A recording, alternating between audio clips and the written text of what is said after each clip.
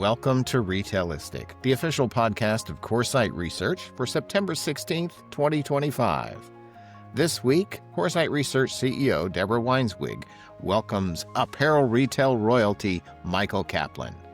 Michael's great-grandmother founded Lane Bryant, and he brought her vision to the 21st century as co-founder and CEO of Fashion to Figure.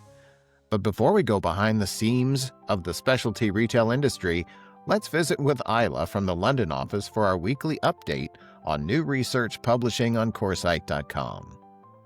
Hi, Philip. This week at Coresight Research, we're spotlighting 3 powerful reports every retail executive should have on their radar. First, dive into US beauty retailing, themes, concepts, and innovators. From next-gen formats to brand-led community strategies, we decode the innovation shaping one of retail's most dynamic sectors. If beauty is on your roadmap, this report is essential. Second, gain clarity with our 2Q25 US earnings season wrap-up. We distill key takeaways from leading retail earnings to help you benchmark performance, anticipate category trends, and understand the signals behind the numbers. And third, we're on the ground in Chicago for Shop Talk Fall, delivering daily updates straight from the convention floor. Catch the energy, discover emerging themes, and hear what top industry voices are saying as they say it. From category deep dives to strategic benchmarking and live event coverage, this is retail intelligence built for leaders. Subscribe to Coresight Research today and stay informed, agile, and ahead of the curve. Thanks, Isla. Now here's Deborah and Michael. Michael, thanks so much for joining us today. We're honored to have you here with us. Oh, thanks. It's really my honor to be here with you, Deborah, a longtime admirer and reader of your research and participant in your great group. Thank you. So, Michael, you have a long family history of retail and research and technology. Can you maybe kind of bring us all the way back to the beginning of your career and how you got started? Yeah. So today, I focus entirely on, the $80 billion inclusive size clothing market in the US. And that's what really got me into my career, and largely for 2 reasons. One, my great-grandmother invented the industry in the 1890s and a lot of pioneering stuff, and that was all amazing. I came along about 100 years later when my dad was CEO of that public company that was a household brand name, and I just was somebody that was enthralled with my dad and his work and everything that meant. I didn't really know at the time, as a younger person, what any of that meant. I just knew that I was fully engaged in it. And then after graduate school, because of that being taken with that industry, my family sold the business to the Limited Corporation as one of their primary purchases when Les Wexner was conglomerating Specialty Concept. That changed everything in my family. And I had a very sort of typical career of a New York City kid growing up around a family business, going off to college. And then I went to Wall Street as a Wall Street analyst. And I very luckily had an opportunity at the right place at the right time to join a venture capital firm, which allowed me to relook at my family's business through the lens of innovation and technology. And I started a business in the spectrum of what they were doing in the category. And then I went off to graduate school. And in about 2004, I saw an opportunity, that the market was still extremely attractive. I was very obsessed and feel like it's, a 5-generation purpose and journey and focus on the market. And I saw an opportunity to, on a business level, just analytically look at where the missing pieces were. And at the time, it was in a retail store. And the market was growing. It was evolving. The manufacturing base was evolving. The amount of product out there for consumers was evolving, but the distribution channel had not evolved. And so in 2004, because of that, I, at that time, then used my, Wall Street school and venture capital entrepreneurial training and rented a store in a shopping mall. And all the training went out the door because I think, one of the famous things that my brother, who had the background in the industry and knowledge and was my co-founder, I think one of the things I remember him saying to me was, okay, you've done all this stuff. Are you sure you really want to do this? And we were in a shopping mall that we rented a store and ran that store 15 hours a day about for a couple of years to learn the business. And the concept, Deborah, was I felt at the time in 2004, one of the things that needed to be disrupted was to streamline the choices that were increasing for a customer who still had mono-brand retail stores, segregating her from the mainstream. So we provided a mainstream experience in a retail store And as any entrepreneurial idea plays out, we obviously iterated and learned a ton. And we became actually a vertically integrated mono brand for a very specific segment of the market. We got to about 30 stores, nearly $50 million, sold the business to private equity. It was very successful run. And then private equity was also in sort of a classic way, was the undoing of the business and growing too fast, not measuring things properly, having the wrong partners all around, taking on too much at once, not having the right controls and governance. And I took a very successful specialty retail concept that was serving a segment of this market very effectively and overcapitalized it, broke it, restructured it.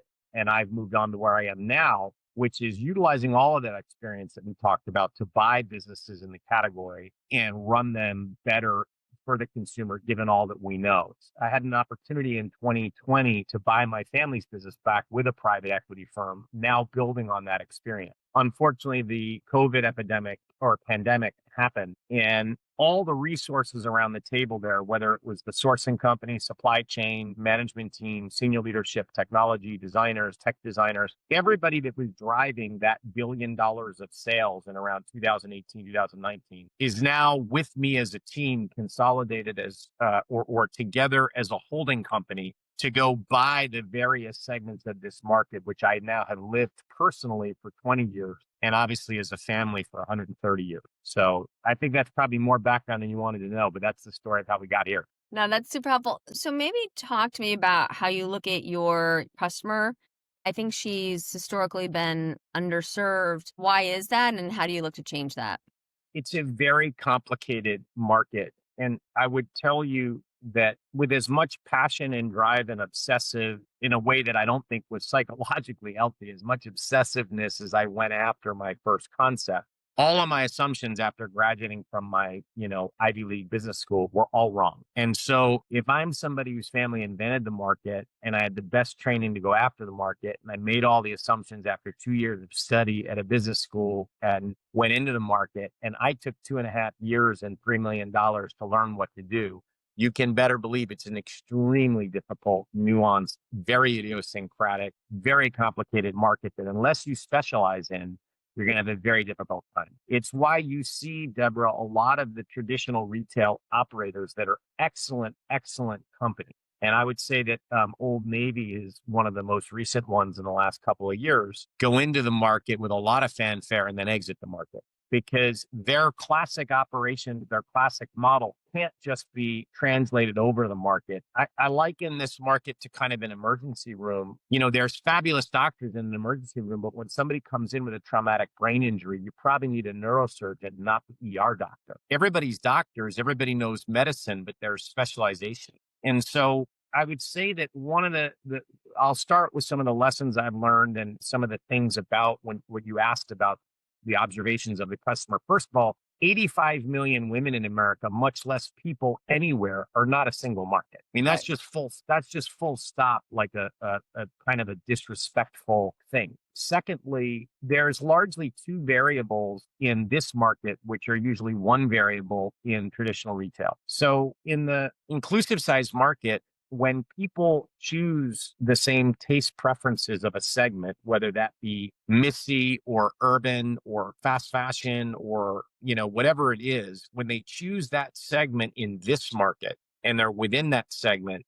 you actually very oftentimes need two fit blocks, right? For the lower end of an inclusive size range and the higher end of an inclusive size range. And that's extremely complicated, requires certain resources that know how to do the technical design, the technical fit, the production, the fabrication, everything associated with doing that. That is also twice the expense for a traditional business that has that process done in a very traditional way. I would argue that if you look at some companies like an Anthropologie or Madewell that are touching this market successfully, they don't have a line or a whole collection or a whole business in this market.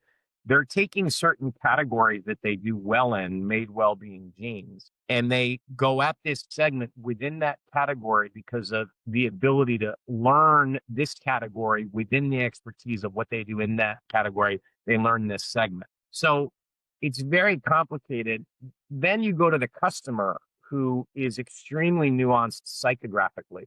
Many Americans, especially with GLP-1 drugs now, which are a fabulous innovation medically, their mindset is very often, well, what price should I pay if I'm not going to be at this size indefinitely? And I think also the criteria for what makes a successful purchase for this customer is very different for others. This customer takes into account not only fashion, style, and not only price, quality, value, but function, fit, lifestyle, application, temperature for their body, certain irritation on their skin. I mean, there's a whole other set of things that the provider and the person needs to be, I think, very focused on to effectively serve this customer versus other elements of the market. So you've got different mechanics going into the market, a high degree of fragmentation and segmentation, totally different psychographics that I would argue require a different, maybe marketing department or different resources or different messaging or different things. And now you have a whole other business that has completely undone the premise that I'm an existing business, I can expand into this category. That's like saying, I'm a surgeon and I'm now going to expand into being a general doctor and see general clients. It doesn't happen. Why do you think that? I mean, and depending on the numbers that you look at, right? I mean, this market is actually bigger than the traditional size market. So why don't we see, and obviously it's complicated and there's new and evolving technology to assist with it and, some of the other things you talked about, but why do we still see so many brands and retailers not focusing in what I would call an opportunity to introduce yourself to a customer along her size journey, as I think you alluded to? I think as my own life in this industry has evolved and gone on, there's more and more reasons to answer your question.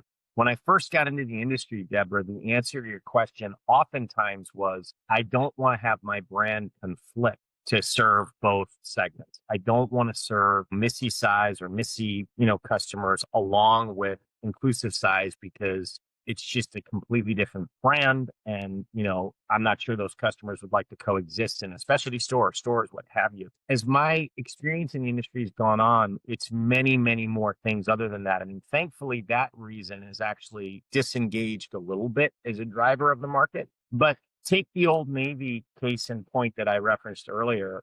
It's not that they're not effective, capable, or have the ability or talent to do this extremely successfully. It's not as though they don't have the customer who possibly wants it there. And I don't know this to be a fact, but having run one of these businesses and having lived in this category, I assume some of the following things are going on inside that business as an example. They decide to go into the category, and if they have a 10,000 square foot store, they'll now take 600 to 1,000 square feet and say it's going to be for this category. So now you have all of the buyers and merchants saying, you just took away 10% of my ability to make sales and achieve a bonus. Now you have designers that are saying, hey, I don't really know how to do this. I actually have to get different fit models, different sample making. I possibly have to do some contract design for people that know how to do the technical fittings and things of that nature and shoes fabrications and merchandising.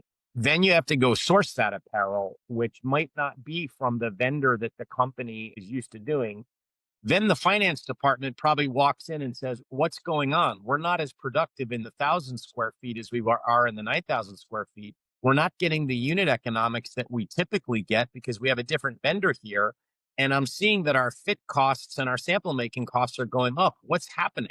And this is all, by the way, when sales for what they're trying to do strategically are not effective because they need a couple seasons to learn. So at that point, they can either stick it out and go a couple seasons to learn and smooth that out and figure it out. But now they're like a startup climbing a learning curve that's expensive. And like in the case of Old Navy, if you're Gap and you're a public company, it's a problem. Now, I personally think that, I would challenge somebody like Richard Dixon, you should do this. Get on this. Right? Athleta does this well. I mean, why does Athleta do this well, but your other divisions don't? Why have you let this fail across the board? I mean, I would show you, I wrote an editorial. I mean, I can easily provide the resources, the designers, the team, the people. I mean, our group did $1 billion, several years ago. We can tell you how to do this within your stores, but they as a public company and with existing traditional processes and defined expenses and retain talent for specific things, they're going to have all of those elements to figure out if they want to do this right. But I think somebody like Richard Dixon, just to finish that analogy, he's a great marketer. He ought to do it. He's actually somebody that can do it extremely well. His marketing background, I think, lends to possibly doing this. If I look at Urban Outfitters and anthropology is somebody who has stuck it out. They do touch the category. My cursory reading online is some of the things they do are very well reviewed. But then they run up against a couple of other issues, which is this product for customers. Like, there is a customer within the market that says, all of my girlfriends shop at Anthropologie. I'd like to go there too. I'm really now happy shopping together. But then when you sort a website by size, or you go in a store, when you sort a site by size and it's a minority of items, or you go in a store and it's in a corner, it now becomes a dilutive, stigmatizing experience for the consumer who initially was excited to go where all of her friends go. So when you ask your question about why don't people do this, I mean, I can tell you that we have just specialized in it for 130 years. It doesn't make us smart, great, better than anybody else. But the reason I continue to do this, even after having both success and failure in my last business, is because if you know one thing, no matter how the world changes, stick with that one thing if there's demand for it, and be the expert. So I think that's a long-winded answer to your question. I think that, though, you bring up something really important, which is that there have been so many companies, individuals, EBC who've tried and failed. And so I think it goes back to, it's an incredibly complicated category. And I want to give a shout out to Janice Wang at Alvanon, who back in 2018, it was right when we had spun out. So we were also just, trying to find our way. And she's like, we really want to do a conference around inclusive design. And so, we put this conference together, usually assume however many people show up, about half, sign up, about half show up. Well, they all showed up. Because if you think about it, it is kind of like the holy grail, right? In terms of you are able to, and by inclusive, we were also looking at adaptive. So for people who didn't fit into kind of like a standard garment. Sure. And so if you started to look at the sizes of these markets together, right? All of inclusive design was probably as big as the existing apparel and footwear market, but yet nobody focused on it. I think that, but it goes back to your point. It's complicated. Those who are trying to support, right, they're trying their best, but they may not know exactly what's needed, going back to some of the challenges around fabrication.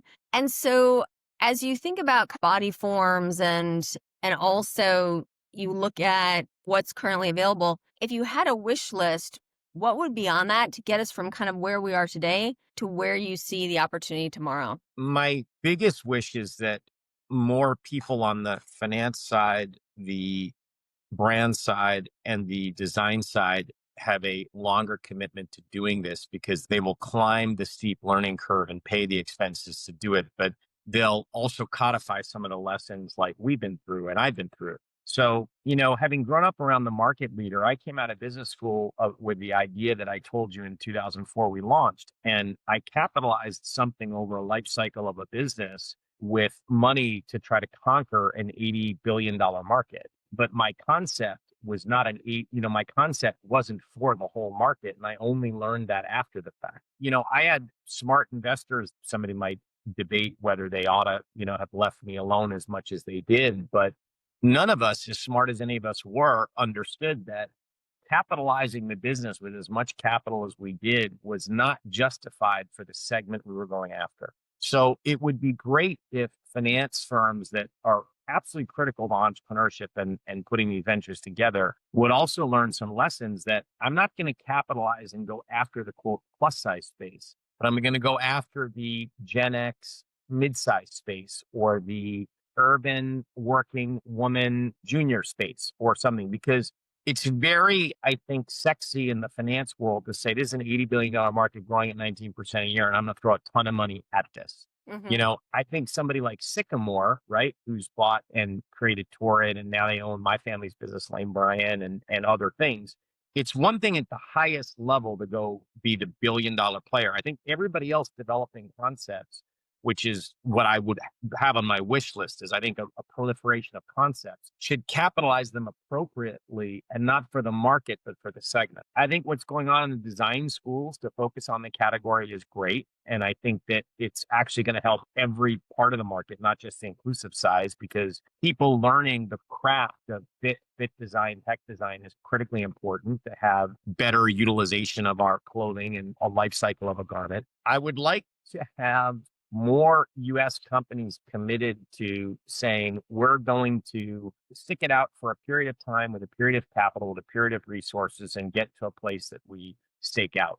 Catterton, I was helpful to them in diligence, invested in a company called Bloomsheet. I don't know a lot about the company and its sales, but they're based in China, they're associated with the manufacturer. And I think within a very, very short period of time, they're doing $300 million in sales. And it's, mid and inclusive size, sort of a lower mid price point, fast fashion thing. I don't know much about the business, the brand, the people. I can't speak to the quality of it. If you can go from $0 to $300 million, you've committed the right resources and capital and focus and strategy and team to provide for consumers. At the end of the day, I would like consumers in this category to benefit, right? The biggest number is not the size of the market and the growth of the market, but it's that it's 80% of women in America and only 20% of the stuff they get to choose from. So so I just would like that supply and demand to be less dislocated, because there's room for a lot of players. Frankly, players would be great clustering together so the customer has a lot of choice. And I think it's going to require some companies to make some tough choices, but stick it out with their capital, capitalize appropriately, modify their business models in ways that might be costly and require time to learn, and then get the talent and invest in the talent that knows the category and the customer, both in marketing and mechanics. And as you think about this kind of 80-20 and this massive gap, do you think that this category is better suited online, offline, multi-channel, right? What do you think is the best way to serve this customer? So for me, asking me that question is different probably than the average person. I mean, I look at these things in multi-100-year windows, just given the house I grew up in. And I would say that the world changes all the time, and you better be good at whatever customers are expecting with a fabulous experience and great product. We've just partnered we're merging with a company called Nadine West, which is relaunching itself out of Texas. They're a subscription company that is focused on value price consumers, and they're 11 years old. And at their height, they had done close to $80 million in sales and were wildly profitable. The founder there, who's the leader there, is a very good friend of mine. And the reason we're very good friends is because, as somebody who's from Texas and, has got a very different background than me, we both have a love and passion for consumer experience. And when you have a passion for the experience of your consumers, remember, your consumers are typically fourfold. Your consumers are the end user of your product, but they're inside your company, they're your business partners, and then your investors, right? I mean, you want everybody to have a fabulous experience when you're walking directions. So I would use his business and Nadine West as an example of when you ask, what's the best way of doing it? I think the best ways change every quarter in the kind of world like we're living in, but what doesn't change is the experience and the product and a commitment to that. When I look at my family's business, I look at, all right, the horse and buggy became a car 10 years into it. And then it was World War I, 20 years into it. And then it was the Great Depression 30 years into it. And then it was World War II 40 years into it. And then it was Vietnam 50, 60 years into it. And then it was, the inflation of the 70s, 75 years into it. And what doesn't change is the experience and the product and effectively connecting with the consumer. So I always find it funny when somebody says, what's the best way? Because the best, if you're figuring out the best mousetrap now, Deborah, it's probably too late. No, that makes sense. So because the world is that small, so you're talking about Ben, right? At Nadine West? Yeah. Ben is my partner, and he's we're finishing a deal with him. He's a fabulous guy, fabulous person. And I'm really excited. He's a critical part of our platform as we're looking to complete some other deals right now. He's got now an entire AI backbone for e-commerce and marketplace 11 years of data. About 40-ish% of his consumers are inclusive size, price sensitive. But what is exactly the same about him and me is that we have this desire to, when the customer has a touch point, make them feel as though they left us with a fabulous feeling. And you can see that in his entire organization and everybody I've met with him. So I'm really excited about going out in the world with him. We actually put this together in February. We went out and we began looking at some capital partners, and then tariffs hit. And again, looking at things non-conventionally, while he and I thought, tariffs hitting and our story was going to, hit a roadblock. Actually, the other opportunities and deals that we've got to buy actually presented themselves more attractively to tack onto his business and utilize our supply chain and design ability and unit economics and all the things we've got globally. It's now opportunistic because of what's happening with the world. We're leaning into the pricing changes and the pricing changes for consumers and all these things because as one of our other partners likes to say, people aren't going to be walking the earth naked anytime soon. Right. No, I mean, I was just on a call with him yesterday. I'm like, it's just that the world is like that small. And so Yeah. I do think like, the two of you are true visionaries in this sector. And having that overlap in terms of customer centricity, you don't find that often. And so, I mean, me, I always felt that if you catered to the customer who was underserved, right, you would win her through thick and through thin, right, through no matter what happened, because especially around fit. And these days, I think marketing is such a huge part of the consumer experience. How have you seen kind of throughout your career marketing change and especially marketing to this customer? It's interesting. I've learned a lot from my brother who sort of grew into this growth officer, and now he's sort of like a real kind of growth guru for consumers.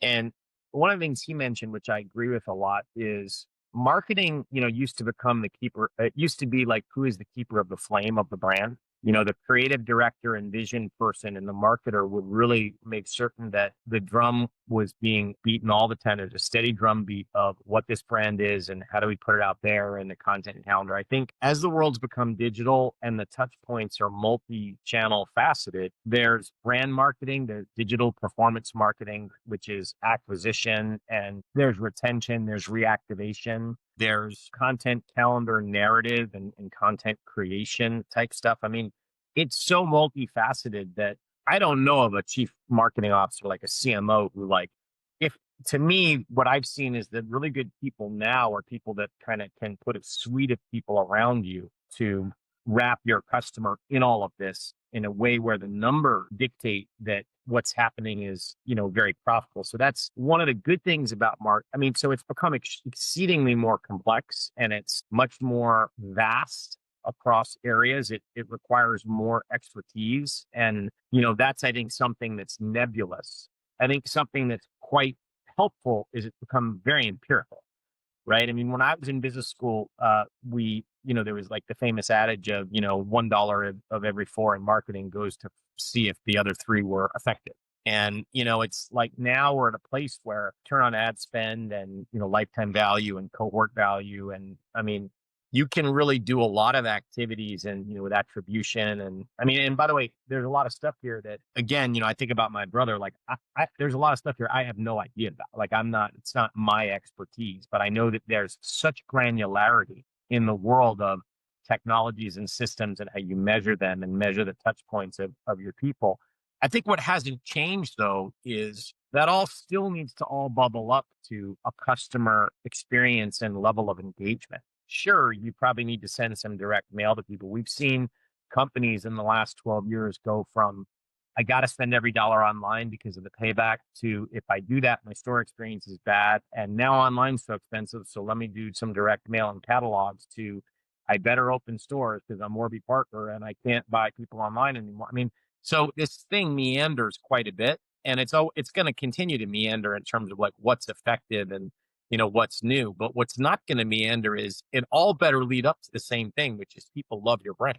I mean, like however you push these marbles and these channels, and it's different for every business, it still better lead up to the same thing, which is, gosh, this brand has my attention.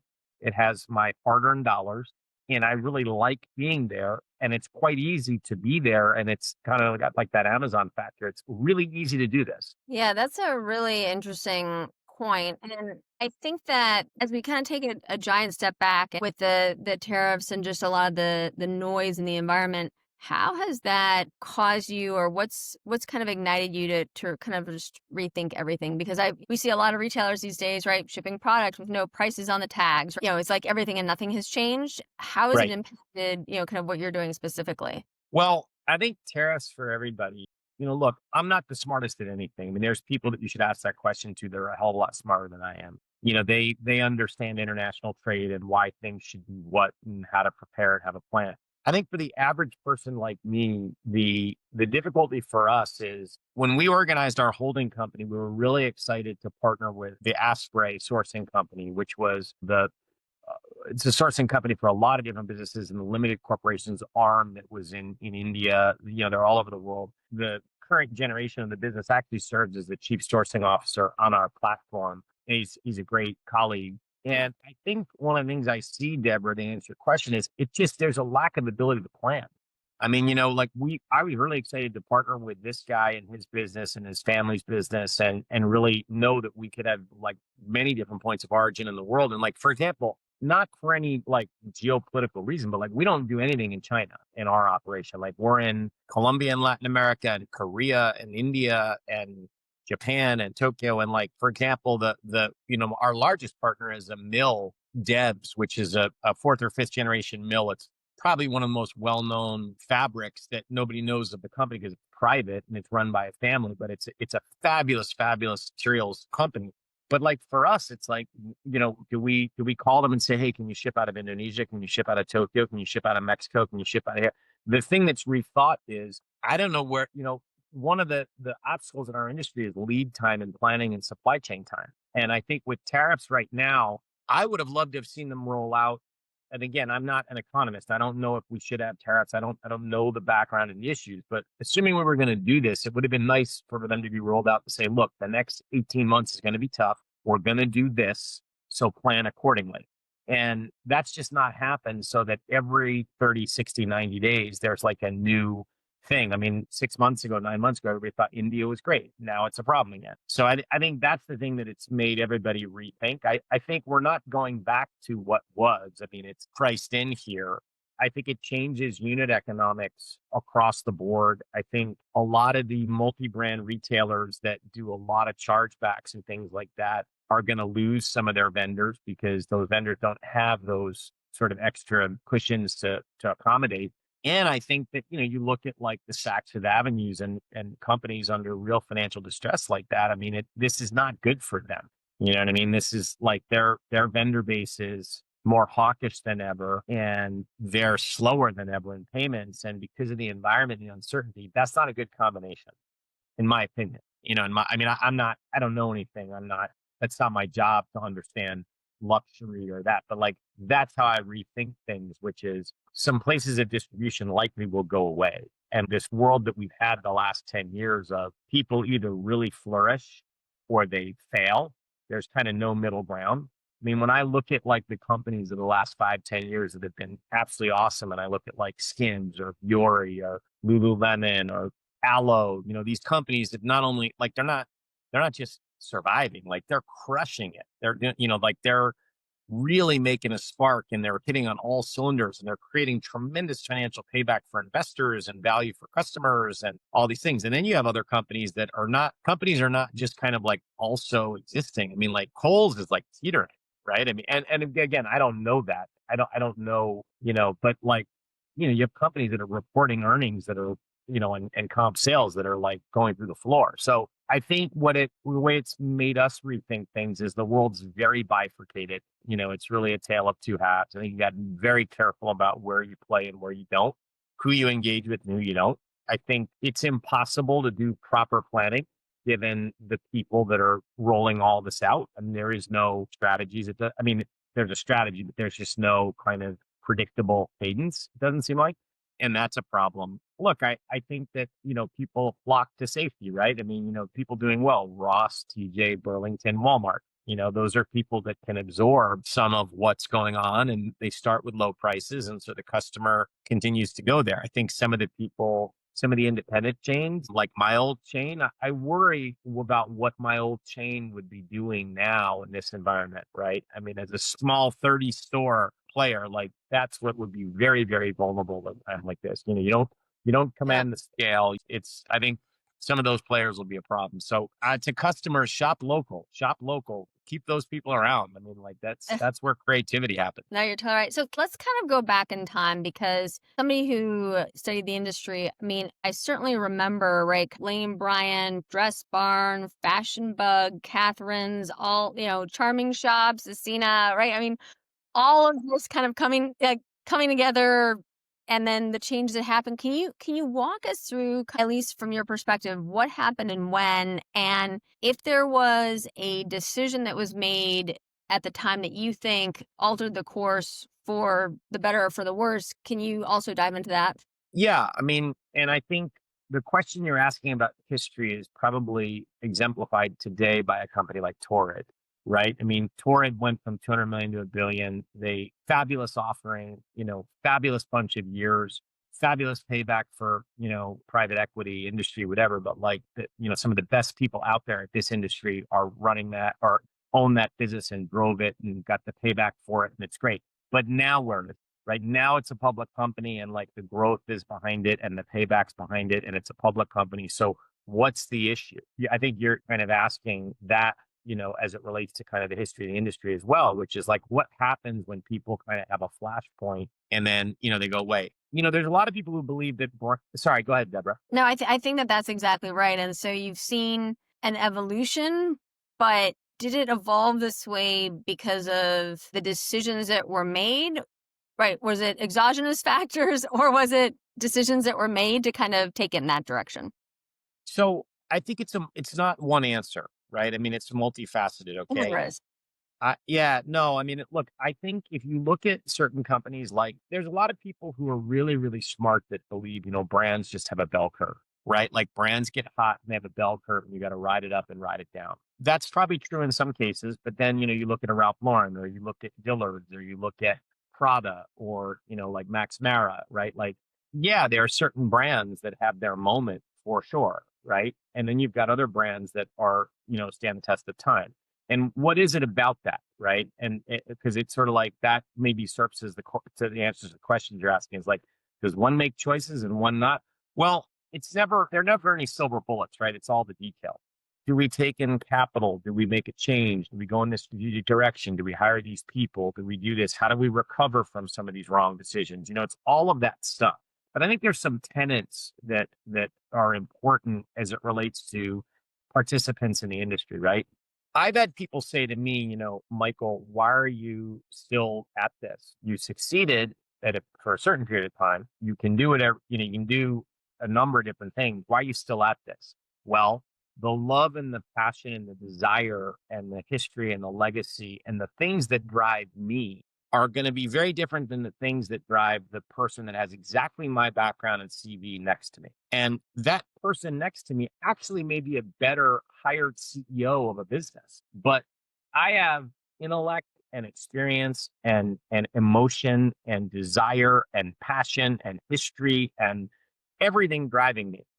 And I would argue that and I don't know them, but I would imagine the Dillards do as well.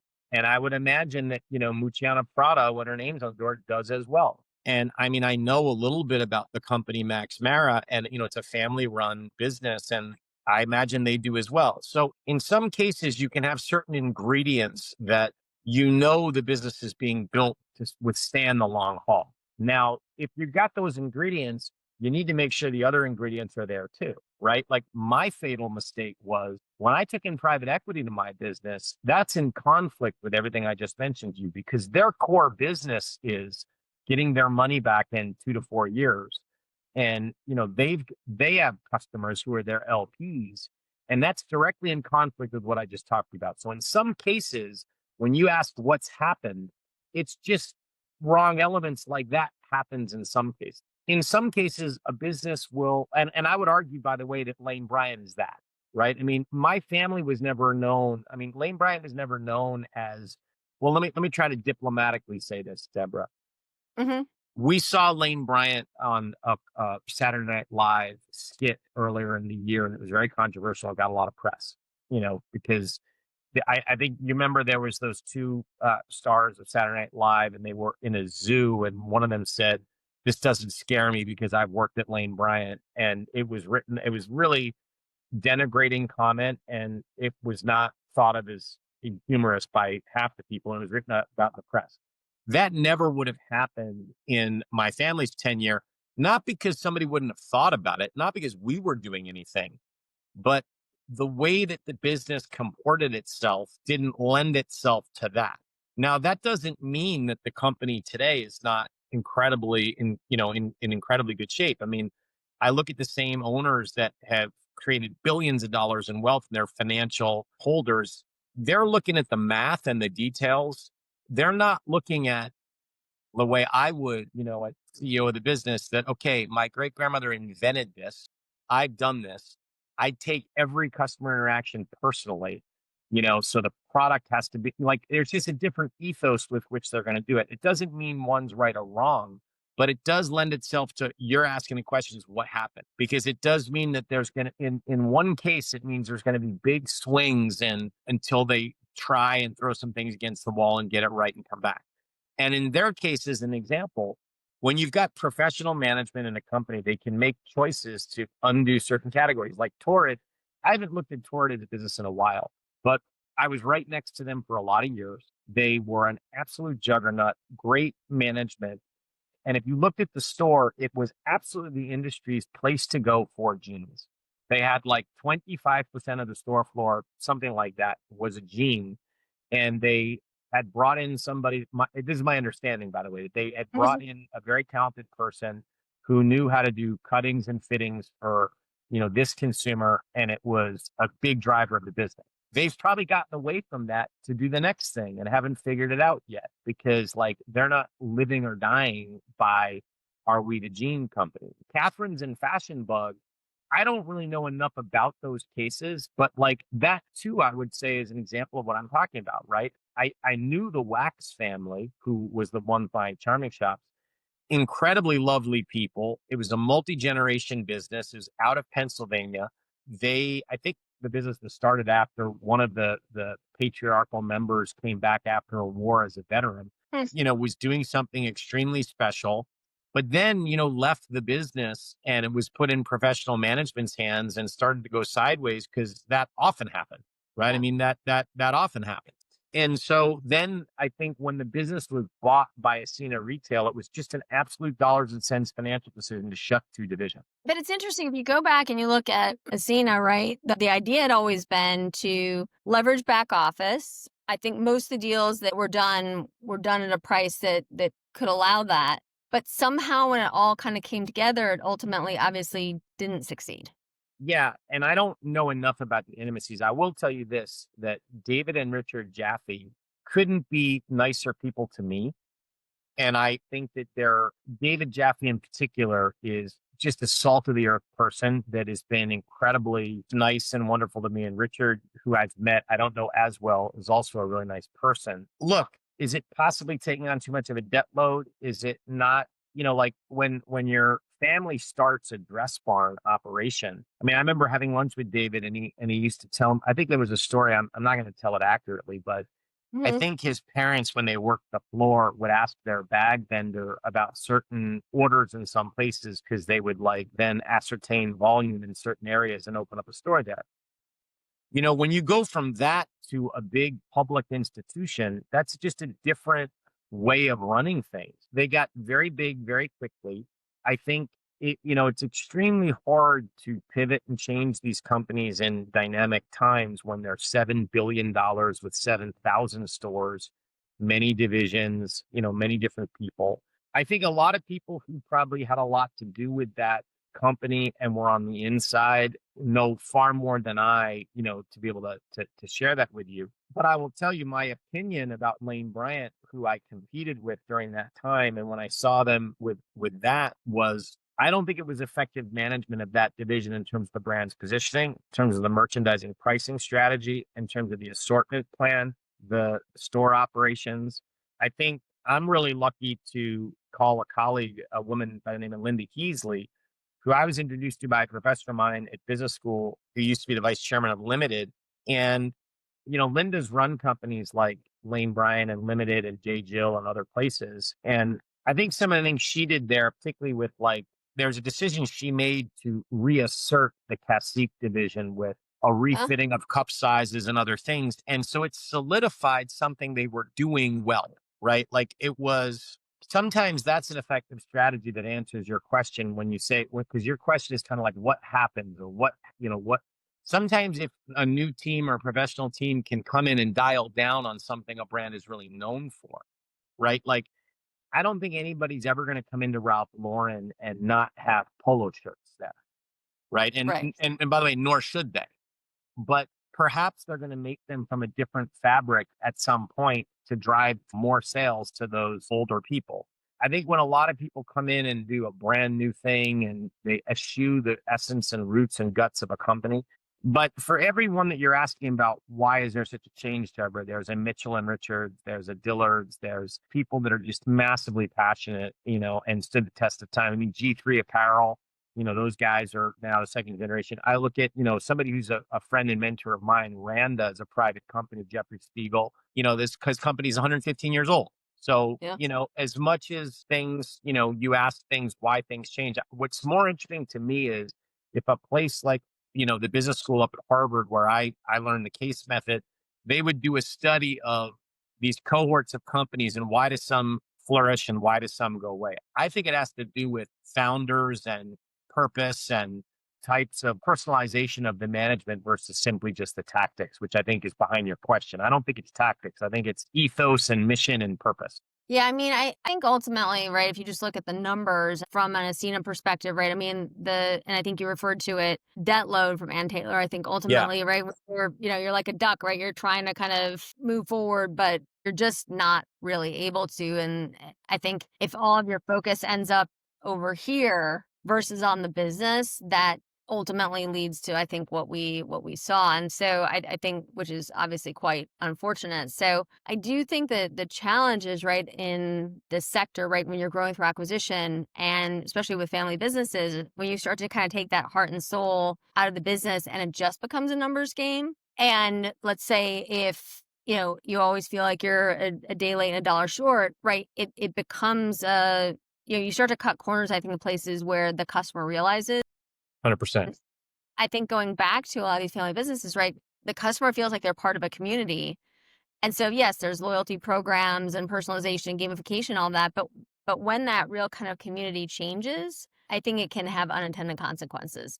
I think you're saying something that's more important than just. I think it's a more profound point than you just made. That you hit on something that I think is really important to share with your listeners, which is the result of what you just said to me, and what somebody should take away is capitalize your business appropriately for the business plan and end goals you have. Because it's fantastic to be an entrepreneur and want to create something and sell it. We have a wonderful economy in America where you can and should do that if that's your goal. If you want a business until you're not, 6 feet in the ground, you should capitalize it very differently than that, right? And it needs to be self-sufficient. There's no right or wrong in those, but there's wrong capital so that somebody doesn't end up just what you just said, which is thinking about the capital every day versus the customer, right? Yeah. Like I think capitalization is something that's glossed over too much. The other thing I think that you indirectly made the point that is something that we're leaning into, which is, when the capital markets are over a sector, right? Because the sector has seen a lot of trouble. I think it's one of the most difficult things for me the past couple of years has been I was taught in venture capital by some very successful, smart people that are still mentors and friends of mine today to always pay attention to the market and what the market's telling you. Being a contrarian is really hard, but it's also very opportunistic, and it defies their advice, right? And what I mean by that is one could argue that, everybody's over consumer brands, nobody's investing in consumer brands. Look at what's happening. My judgment is, okay, that means there's never been a better time when the tide is out to see who's swimming naked and not, and, get things. Now Right.